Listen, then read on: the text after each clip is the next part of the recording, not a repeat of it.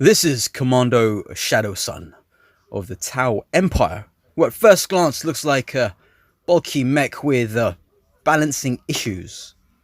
But once you get past that, you realize there's some interesting things going on here, not only with the design and how it's been made, or with the engineering and articulation. But is this learning curve a bit too steep? Is it too much work? Or is it fun? Shut up and sit down. Hey, you Skellywags, just got this in today. As it's brand new, we'll open it in front of the camera. Get inside. This is a huge box for Commander Shadowsun. The first figure I've got for the Tau Empire. I do have the Fire Warriors on order. They are on the way, and I will be doing a video of that, so look out for that on the channel soon. There's some promo images of what you'll get. Very lovely looking figure. Now, just to show how big this box is an acid rain box. Small, and look how big that is compared. Let's have a look.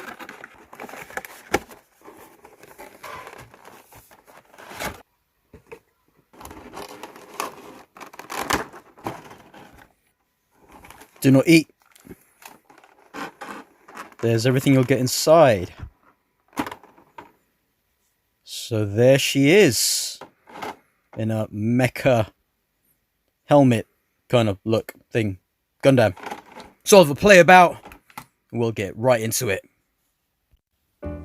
So here's everything all laid out, with Shadowsun as you'll get her straight out of the box. So let's take a closer look at what Joytoy have done to bring this character to life, to 1/18 scale life. So look at that. Do like that blue inside that helmet. Again, a generic looking helmet, but can fit in a number of sci-fi settings, even if not in Warhammer 40k. Vents there at the back. There's a gap there a bit in my backpack bit, which I think is just glued on. Shoulder pad, pauldron bit there. Look at all this nice work. The weathering on it reminds me of how they did their White Flame Salute previously. Guess that was kind of showing what they could do with this kind of look. Nice detail work. Hooves here. Awesome Action Toys are right. They could have done it maybe a bit bigger, but it's all about learning about the balance of this figure. Back here, all these details. It's really great.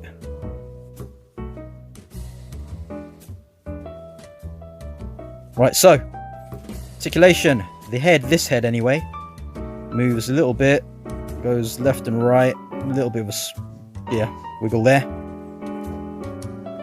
You can get it to move around a bit. Here, these move.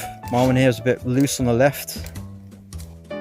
These bits up here move as well, up and down. If you put them too far down though, pop out. See, that's how it connects in, just pop it in like that.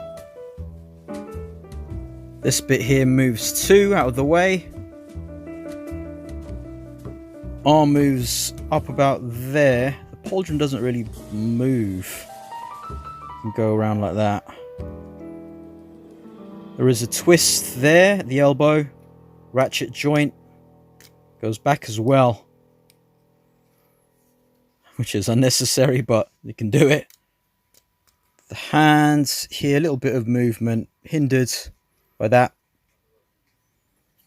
So it can move 90 with the elbow. And there's a roll there, butterfly kind of thing. This, for the secondary arms, which we'll go into, can move. ratchet joint here too. And for the torso, we'll do it from the back, which is interesting. Look, see, look, yeah, you can move left and right, down and up. You can control it from the back. There's a twist at the waist as well, which has got a little bit of a wobble you can do as well. So you can get into a number of nice little poses there. Jean-Claude on ratchet joints. Ooh. Shadow where the sun don't shine. So different leg joint mechanism. Something that maybe you'd see more from like their mecha, which is very interesting. The legs seem to share a bar joint there. Look, if you move that, they both move. But they also move independently, of course. Which means that it can often go off center a bit. So you have to line it like that. Very nice thigh twist where it should be. Up there. And this, ladies and gentlemen, is a holstered gun, which can come out. But it comes like that. This doesn't have a trigger finger. But this one does. So although holstered on the left, she has to hold it in the right hand. Which is confusing to me. It's a double bend. One here at the lower, a small one. And then that to complete a 90-degree bend. Or just a little bit more. There. Up. The foot hoof. Down. Pivot there. Let's use that back bit. Right, so when playing about, I thought, man, this is going to be a nightmare. But you just have to, with the leg, just have that kind of bent at the bottom bit. Because that's straight. She won't stand straight, especially with the arms on. So as it's a hoof, or whatever it is, the, you know, kind of leg, animal kind of leg, just have that bottom leg bit bent. And then bring that foot like forward, angle it forward. So that way it's easier to balance. And if you keep that in mind when posing and utilizing the arms, which we'll go into of course, it becomes a lot more fun to play about with. Look, see, stands up straight like that. So even without the arms, she looks very badass and can pose dynamically too. So again, just making sure you can get the balance right. Do something simple.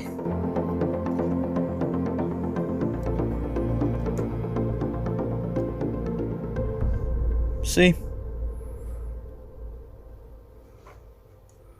But as you add things on, it will get top heavy. It's kind of top heavy now, but there you go.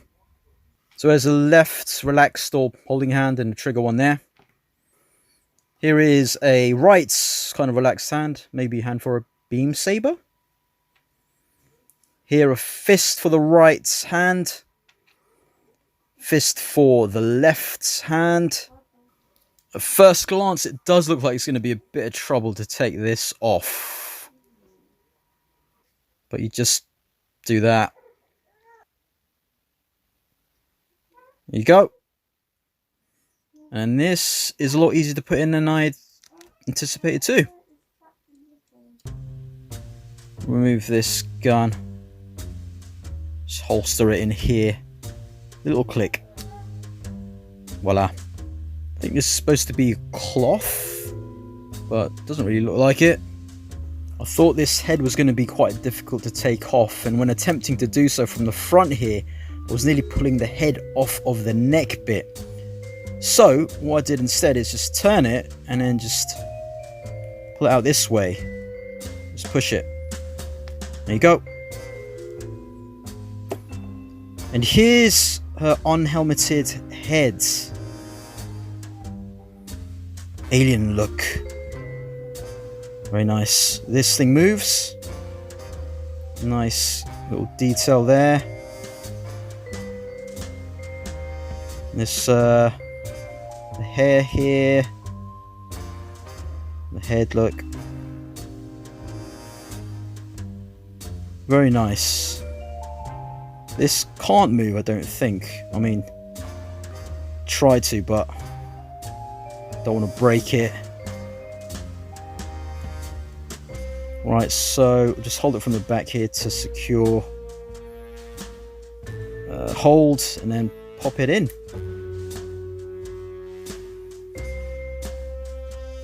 There you go. So she has a little bit of movement there, but not too much. Onto the impressive additional arms. This bit here is a bit different to the right one, but very nice and look intimidating. Looks like it could do some damage in war. Ratchet joint here for the joint. Here's the right one. See there, it's different to the left one. There. Otherwise the same. The ratchet joint 2. So this will just pop in. Oh yeah, look, clashes here. This one doesn't. I don't know why that is. So it just goes in there. You have to pop it in all the way. Same here. There you go. So in rigorous play, it can pop out if you're not careful, but it's very easy to put back on. Just have to make sure you do things from the right, well, in the right way. So there, the joint holding it in the right place. Here does bend by itself on that joint. Same here as well. Just making sure you bend the joints in from the right place. Here's a stand. There's the arm bit for it. Tighten up the joints if you've got Mafex stands before. It's the same thing. Just get a screwdriver, tighten them up, and then pop it on here. And lift this up to have easy access to this hole, cybernetic butthole. Just pop that in there for a pleasure. There you go. Shadowsun up in the air. So when you got her in the air like this, she'll be very easy to maneuver and pose about in any which way you want. But the real challenge with Shadowsun is posing on a flat surface and finding that center of balance, which ends up being like a fun game at times, particularly as there's so much to play about with. With all new parts and molds, you really have to work around this figure or find out how it works and push the limits.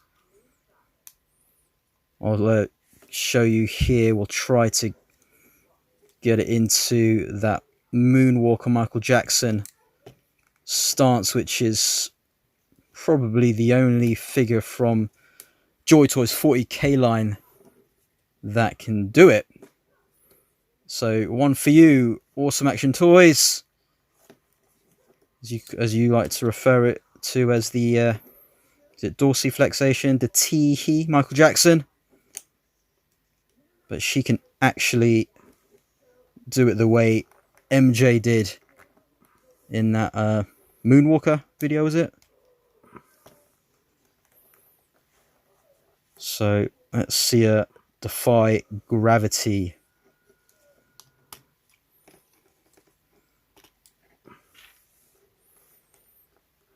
Oop.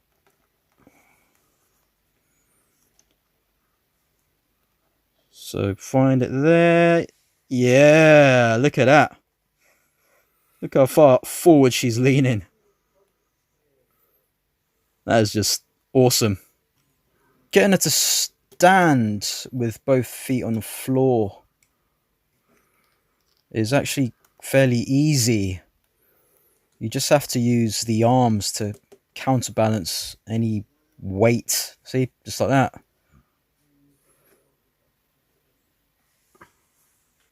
But from any angles, really, she looks awesome. All this stuff going on, all the parts she's got, just looks really great. Even with one foot on, say, tippy toe, and the other flat on the surface, you can still get her to get into some cool poses as well, dynamic poses, but you have to find the balance. This hair bit does get in the way when trying to move this way. So do that. So get this arm forward, make sure the torso is where you want it. The balance of this gun. This arm here to come forward. So I want something like that. But there might be a bit too much weight back here. So I'll move this a bit. So it does pop out sometimes. Just pop it back in. Still needs a bit more. So bring it there. See if that works. Nearly there. Come on.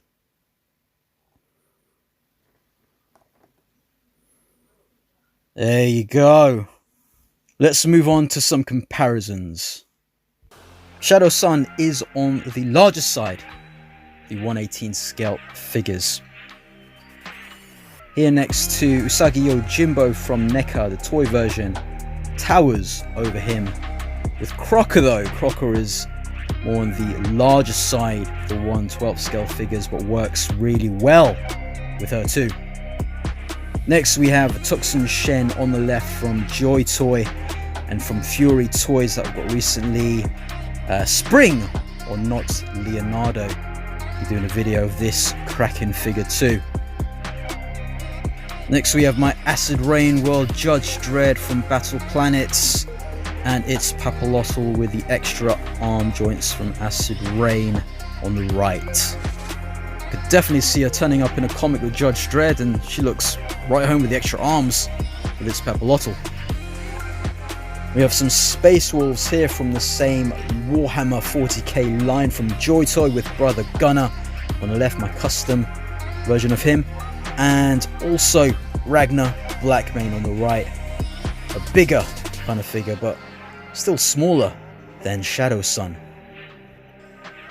On left, Blood Angel, Salus with his chalice and the extra cape from Victrix Guard, and we've got Black Templars Sumus on the right there.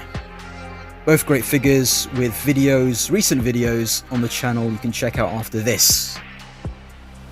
Coming soon to the channel on the left is the Victrix Guard from Ultramarines, and also from the Ultramarines we have the Captain in Gravis armor, Captain Volshin on the right, who is a huge figure, just a bit smaller than Shadowsun. Also coming up on the channel at some point is the Dark Trooper on the left from the TVC collection, looking very small against Shadowsun. And we've got the Terminator, Chaos Terminator on the right. Again, just looking a bit smaller than Shadowsun, but huge. Can definitely go toe to toe together. And here's just two characters she may come across out on her travels in that wide universe. Major Draconis on the left from Fresh Monkey Fiction, and on the right from Marvel Hasbro, Silver Surfer. Final thoughts. Shasera, or Shadowsun, whatever her name is. It's really a figure that shouldn't work. In miniature form and in just one pose, really works well, but you think on as an action figure, with all these bits, shouldn't really work. But Joytoy have managed to make this fully articulated, but given a really good balance, even though there are things that should make it impossible to work with. They've given you a stand just in case, but if you can take the time to really find the center of balance, you can have a lot of fun with posing her. They've taken their knowledge of their mecha, making mecha, and have fused it with their smaller figure making. This figure being obviously a bit bigger than normal, but having these robotic parts with her extra limbs. And those robot arm bits, this one here, can't clip onto the back, but can replace it with her other arms if you want. The way the legs are done as well makes her very sturdy. So with your normal sort of figure joints may have been loose, but they've chosen the right joints so that she's still fully posable, but can stand and stay in those poses too.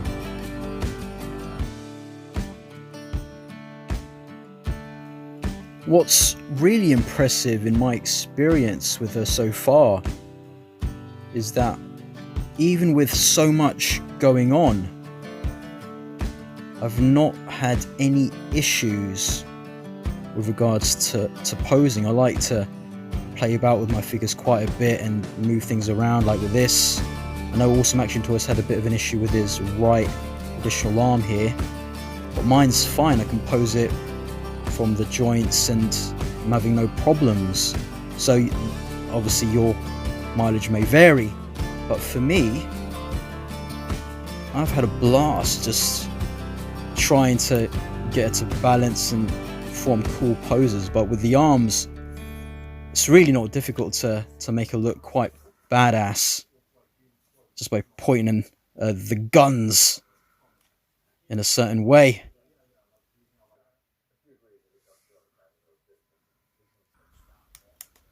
Even if you're not into your Warhammer 40k, this figure is very versatile and I think will work in a number of sci-fi settings, with or without the helmet. Without the helmet, I think she looks really great with that sort of alien look. And with the helmet, she has an awesome mecha robot cyborg kind of look. As my first exposure to the Tau, this has made me look into more of the lore on the Shadowsun and the Tau in general. This figure is a great representation of how badass that character is in 40k lore. And as the second named canon figure in my collection, I think Joytoy have definitely done her justice in this figure. You won't find anything else out there quite like this. This is definitely one that if you're interested in, you should definitely check out. Check the link in the description for Locker Toys to grab one for yourself. Got mine in just a few days after they shipped it. Make sure to like, comment, and subscribe as well. And I'll scale you later.